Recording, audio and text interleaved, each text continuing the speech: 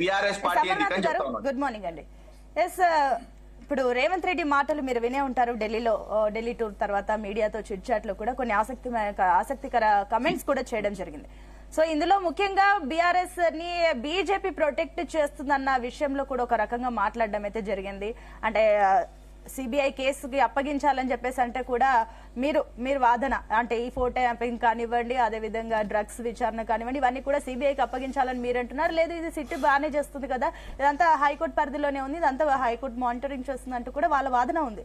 So ఏంటి ఇప్పుడు అంతా ఎపిసోడ్ లో చూస్తుంటే కూడా బీఆర్ఎస్ కి బీజేపీ సపోర్టింగ్ గా ఉంది, రెండు ఒకే అన్న కమెంట్స్ వస్తున్నాయి ఇప్పుడు తెరపైకి. దీనికి ఏమంటారు?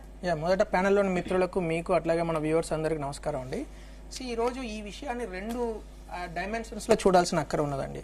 ఒకటి ఏంటంటే కంప్లీట్ ఫెయిల్యూర్, 14 నెలల్లో అసలు ఏ పని చేయలేక చాతగాని తనంతో ఫ్రస్ట్రేషన్ కు లోనవుతున్న ముఖ్యమంత్రి గారు. ఎందుకంటే రైతు రుణమాఫీ అన్నారు, అది అటర్ ఫ్లాప్ అయింది. రైతు భరోసా అన్నారు, అది అటర్ ఫ్లాప్ అయింది. విద్యా భరోసా అన్నారు, అది అటర్ ఫ్లాప్ అయింది. నిరుద్యోగులకు 4,000 రూపాయలు అన్నారు, అసలు అది స్టార్టే చేయలేదు. మహాలక్ష్మి 2,500 రూపాయలు మహిళలకు ఇస్తానని అది స్టార్ట్ చేయలేదు. సో ఈ విధంగా ఆయన చెప్పిన ప్రతి మాట ఫెయిల్ అంటే పూర్తి స్థాయిలో 100కు 100% ఫెయిల్ అయిన ఒక ముఖ్యమంత్రి ఆ ఫ్రస్ట్రేషన్ కు ఏం మాట్లాడో అర్థం కాక ఇప్పుడు ఎవరైనా దమ్మున్న ముఖ్యమంత్రి ఏం చెప్పాలండి? నేను ఈ ప్రాజెక్టులను తీసుకొస్తా, నాకు దమ్మున్నది, నేను చేసి చూపిస్తా 5 ఏళ్లలో అని చెప్తారా? లేకుండా నాకేం సంబంధం లేదు, కిషన్ రెడ్డి గారి బాధ్యత, లేకుంటే మా సంజయ్ గారి బాధ్యత అంటారా? ఆయన ముఖ్యమంత్రా లేకుంటే ఉట్టిగానే గల్లీ లీడరా? ముఖ్యమంత్రి అంటే దమ్ముతో చెప్పాలి. ఎందుకంటే ముఖ్యమంత్రి ప్రధానమంత్రి ఉండే రిలేషన్షిప్ కు పార్టీలకు సంబంధం లేదండి. ఫెడరలిజం ఇప్పుడు నిన్న మీరు చూసినట్టు ఈయన వెళ్ళి ఒక వినతి పత్రం ఇచ్చిండు ఆయనకు. ప్రధానమంత్రి గారు కూడా చెప్పిండు, ఈ హోంవర్క్ చేసుకోనరా, నెక్స్ట్ మీటింగ్ లో ఎంత కంప్లీట్ చేసుకోనరా అని ఒక హోంవర్క్ ఇచ్చిండు. అంటే ఇప్పుడు ముఖ్యమంత్రి ప్రధానమంత్రి గారు కలిసినప్పుడు రాష్ట్రానికి కేంద్రం ఎంత దూరమో కేంద్రానికి రాష్ట్రం అంతే దూరం. అంటే ఇది ఫెడరల్ స్ఫూర్తి. ఇప్పుడు మీరు ఈ డబ్బులు మాకు ఇవ్వండి అంటే మరి ఈ పనులు కూడా ఉన్నాయి కదా, పెండింగ్ పనులు. ఆ పెండింగ్ అవన్నీ ఎక్కడండి? గత ప్రభుత్వము 10 సంవత్సరాలలో పూర్తి స్థాయి ఆర్థిక విధ్వంసాన్ని సృష్టించింది ఈ రాష్ట్రంలో. ఒక్క పని కూడా చక్కగా చేతగాలేదు. బీఆర్ఎస్ పార్టీ పెద్ద బ్రాండింగ్ కు చేసింది. ఇప్పుడు అర్బన్ డెవలప్మెంట్ మినిస్ట్రీ కావచ్చు, తర్వాత మిగతా ఏ మినిస్ట్రీ కూడా సరిగ్గా పనిచేసిన దాఖలా లేవు. ఎందుకంటే నేను 2 విషయాలు చెప్తాను. నవోదయ పాఠశాలలు మొన్నటికి మొన్న శాంక్షన్ అయింది తెలంగాణలో. నవోదయ పాఠశాలలు మీరు ల్యాండ్ ఇవ్వండి అని కిషన్ రెడ్డి గారు దాదాపు 12 సార్లు లెటర్ రాస్తే పాత ప్రభుత్వము బీఆర్ఎస్ ప్రభుత్వము 5 ఎకరాల ల్యాండ్ ఇవ్వలేదండి. 5 ఎకరాలు ఇవ్వలేకపోయినారు వాళ్ళు. సైన్స్ సిటీ కోసం లెటర్ రాస్తే 10 సార్లు లెటర్ రాస్తే సైన్స్ సిటీకి ల్యాండ్ ఇవ్వలేకపోయినారు. రైల్వే కోచ్ ఫ్యాక్టరీ కోసం లెటర్ రాస్తే రైల్వే కోచ్ ఫ్యాక్టరీకి ల్యాండ్ ఇవ్వలేకపోయినారు.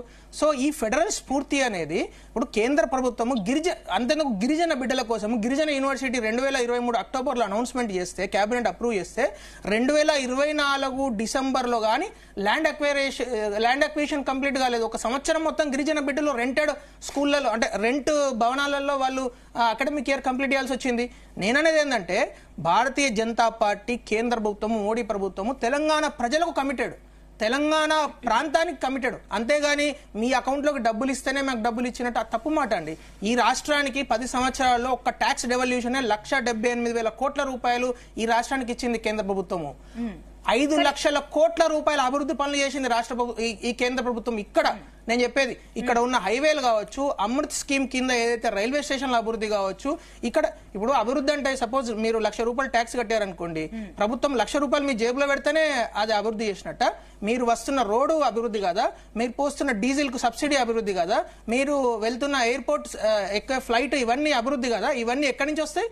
ఇవన్నీ కూడా కేంద్ర ప్రభుత్వం చేస్తున్నది కాబట్టే ఈ రోజు రోడ్లు కావచ్చు, రైల్వే స్టేషన్లు కావచ్చు, ఫెసిలిటీస్ కావచ్చు, కరెంటు పోకపోవడం కావచ్చు, ఇవన్నీ కేంద్ర ప్రభుత్వము 100కు 100% ఎఫిషియెంట్ గా పనిచేస్తున్నది. ఇప్పుడు బీఆర్ఎస్ మిత్రుడు అట్లాగే కాంగ్రెస్ మిత్రుడు నేను కూడా చూసిన, వీళ్ళు ఏం మాట్లాడుతున్నారు? కాంగ్రెస్ పార్టీ అంట చాలా గొప్ప పనులు చేయడానికి. నేను ఒకటే ఛాలెంజ్ చేసి చెప్తున్నా, ఈ 14 నెలల్లో ఒక్క డిపిఆర్ రిలీజ్ చేసిందా ఈ ప్రభుత్వము? ఒక్క డిపిఆర్. ప్రతిసారి వెళ్తున్నాడు ఆయన, వెళ్ళి నాకు 10,000 కోట్లు ఇవ్వండి, నాకు 30,000 కోట్లు ఇవ్వండి. మీరు దేనికి ఇస్తారు? ఒక డిపిఆర్ తయారే. అసలు వాళ్ళని అడుగుడు పక్కన పెట్టండి. ఈ ప్రభుత్వము ఈ రాష్ట్రంలో వీళ్ళ డబ్బులు ఖర్చు పెట్టాలన్నా కూడా డిపిఆర్ అవసరమే. ప్రీవియస్ ప్రభుత్వం బీఆర్ఎస్ ప్రభుత్వము డిపిఆర్ లేకుండా, ఏమాత్రం దానికి అవగాహన లేకుండా కాళేశ్వరానికి 76 ప్యాకేజీలలో 30,000 కోట్లు అడ్వాన్సెస్ ఇచ్చారని సిఏజీ రిపోర్ట్ ఇచ్చింది. అదే తప్పు మళ్ళీ చేస్తారా మీరు? అంటే డిపిఆర్లు తయారు చేసుకోండి అంటే చేత కాదు. సంకల్ప యాత్ర చేసిండు ఆయన మూసీ ప్రక్షాళన విషయంలో నల్గొండ జిల్లాకి వెళ్ళి. మరి తర్వాత వచ్చి ఏం చెప్పిండు ఆయన ముఖ్యమంత్రి గారు, నేను సంకల్ప యాత్ర చేసినా గానీ మూసీ ఇంకా 18 నెలల తర్వాత మాత్రమే స్టార్ట్ అవుతుంది.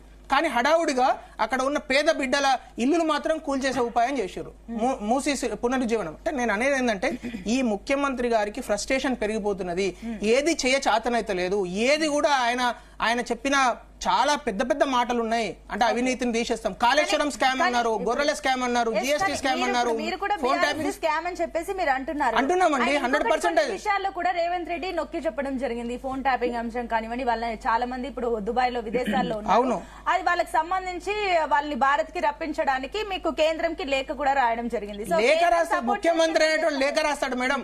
మీరు పిసిసి అధ్యక్షుడా? ముఖ్యమంత్రి అనేటోడు అఫీషియల్ గా డ్రాఫ్టింగ్ చేసేసి రెడ్ కార్నర్ నోటీస్ పంపించి ఫాలో అప్ చేయాలి. ముఖ్యమంత్రి అనే లెటర్ రాసిన అంటే ఏం తాంబులాలు చేసి తనుకు చావండి, అదే ఆ పద్ధతి. లింగం యాదవ్ గారు జ్ఞానం నీకు లేదు, జ్ఞానం మాట్లాడకు, జ్ఞానం నీకు లేదు, జ్ఞానం నీకు లేదు. నా టైంలో నువ్వు మాట్లాడుతున్నావు, జ్ఞానం నీకు లేదు. ఆగొక్క నిమిషం, ఆగండి, విదేశీ వ్యవహారాలు ఎవరి చేతిలో ఉంటాయి, విదేశాల్లో ఉన్న వ్యక్తిని ఎవరు తీసుకొస్తారు, దానికి సమాధానం చెప్పండి. నేను అదే చెప్తున్నా, విదేశీ వ్యవహారాలు ఎవరు తీసుకొస్తారు. నేనేమంటున్నానంటే ఈ రాష్ట్రంలో కేసు అయింది, ఈ రాష్ట్ర ప్రభుత్వం కేసును ముందుకు తీసుకెళ్లాల బాధ్యత, ఇన్వెస్టిగేషన్ ముందుకు తీసుకెళ్లాల బాధ్యత ఈ రాష్ట్రానికి. ఈ రాష్ట్ర ప్రభుత్వానికి చేత కాకపోతే సిబిఐకి ఇమ్మని చెప్పారు. ఇంకేం చెప్తారు మేడం? కాళేశ్వరంలో స్కామ్ అయింది, 14 నెలలు కాళేశ్వరం ఏటీఎం అని ఎన్నికలకు ముందు అనేక సార్లు పెద్ద పెద్ద బోర్డులు పెట్టి రాహుల్ గాంధీ గారు, ప్రియాంక గాంధీ గారు మాట్లాడారు. అయిన తర్వాత ఇప్పటి వరకు ఆయన పిసి ఘోష్ గారు ఏం చెప్తారు, నాకున్న పరిధి ఓన్లీ సుందిల్లా, అన్నారము, మేడిగడ్డ వరకే, మొత్తం కాళేశ్వరం నా పరిధి కాదని చెప్తారు. అవినీతి గురించి మేము మళ్ళీ మాట్లాడితే సిఏజీ రిపోర్ట్ ముందర పెడితే అసలు అవినీతి నా పరిధి కాదంటాడు. అంటే కాంగ్రెస్ పార్టీ బీఆర్ఎస్ పెద్దలను కాపాడడానికి. నేను 3 ప్రశ్నలు వేస్తా, లింగం యాదవ్ గారు సమాధానం చెప్తారా, రేవంత్ రెడ్డి గారు? గొర్రెల స్కామ్ జరిగింది మేడం, గొర్రెల స్కామ్, 600 కోట్ల స్కామ్.